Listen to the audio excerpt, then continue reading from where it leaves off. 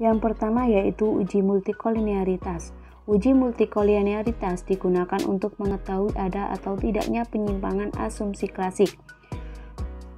Langkah-langkah yang bisa kita lakukan pada program SPSS yaitu yang pertama, kita menggunakan input yang sama pada uji normalitas sebelumnya. Setelah itu, kita klik analis, kita klik regression, lalu klik linear. Setelah itu kita klik variabel harga saham dan masukkan ke kotak dependent.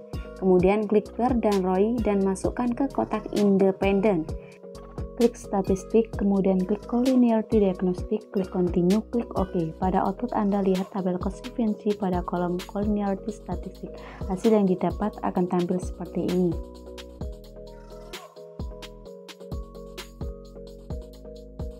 Dari hasil di atas dapat diketahui nilai variansi inversion factor atau VIV kedua variabel, yaitu per dan ROI adalah 1,899 lebih kecil dari 5, sehingga bisa diduga bahwa antar variabel independen tidak terjadi persoalan multikolinearitas.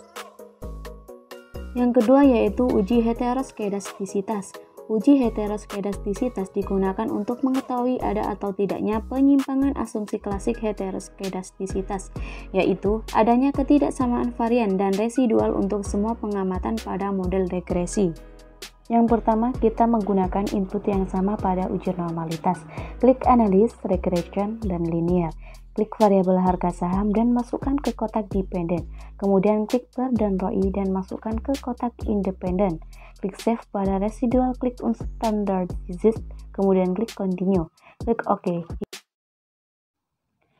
Hiraukan hasil output. Kita kembali ke SPSS Data Editor, kemudian klik Data View. Terlihat satu variabel tambahan yaitu R-1.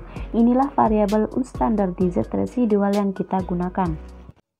Kuadratkan nilai unstandardized residual atau bisa lewat program Microsoft Excel dengan cara sorot seluruh data lalu copy dan masukkan, atau paste ke program Microsoft Excel, kemudian kuadrat nilai tersebut variabel yang didapat kita beri nama yaitu E kuadrat.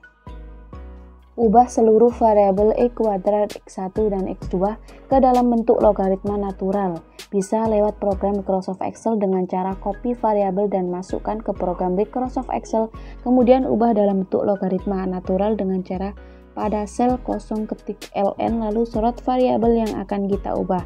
Kemudian tekan enter. Data-data dalam bentuk logaritma natural disajikan sebagai berikut.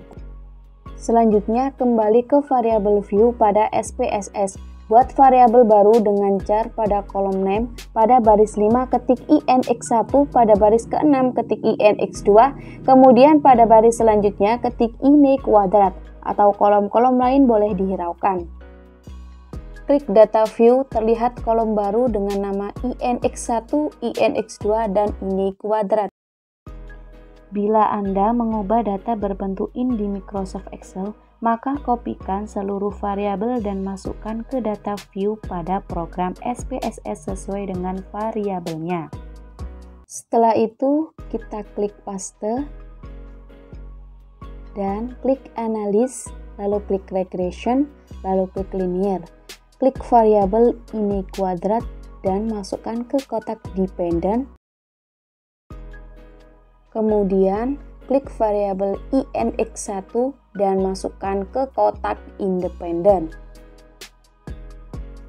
Klik OK, sementara hiraukan hasil output yang didapat. Setelah itu, kita klik analis, lalu klik regression, klik linear. Terlihat variabel ini kuadrat masih ada di kotak independen. Kemudian klik variabel INX2 dan masukkan ke kotak independen. Kemudian klik variabel INX1 dan masukkan ke kotak independen. Klik OK, maka hasil output pada tabel koefisien pada 2 kali analis regresi adalah sebagai berikut. Yang ketiga yaitu uji autokorelasi. Uji autokorelasi digunakan untuk mengetahui ada atau tidaknya penyimpangan asumsi klasik autokorelasi, yaitu korelasi yang terjadi antara residu pada suatu pengamatan dengan pengamatan lain pada model regresi. Langkah-langkah pada program SPSS. Kita menggunakan input data yang sama pada uji normalitas. Klik analis, lalu klik regression, lalu kita klik linear. Klik variabel harga saham dan masukkan ke kotak dependen. Kemudian klik variabel peer dan ROI dan masukkan ke kotak independen. Selanjutnya yaitu klik statistik. Pada residu klik Durbin Watson, kemudian klik continue dan setelah itu klik OK. Maka hasilnya akan sebagai berikut. Dari hasil output di atas, didapat nilai DW yang dihasilkan dari model regresi adalah 1,387, sedangkan dari tabel DW dengan signifikan 0,05 dan jumlah data 18, zeta K sama dengan 2 adalah jumlah variabel independen. Diperoleh nilai DL sebesar 1,046 dan DU sebesar 1,535. Karena nilai DW berada pada daerah antara DK dan DU, maka dapat menghasilkan kesimpulan yang pasti berada di daerah keraguan-raguan.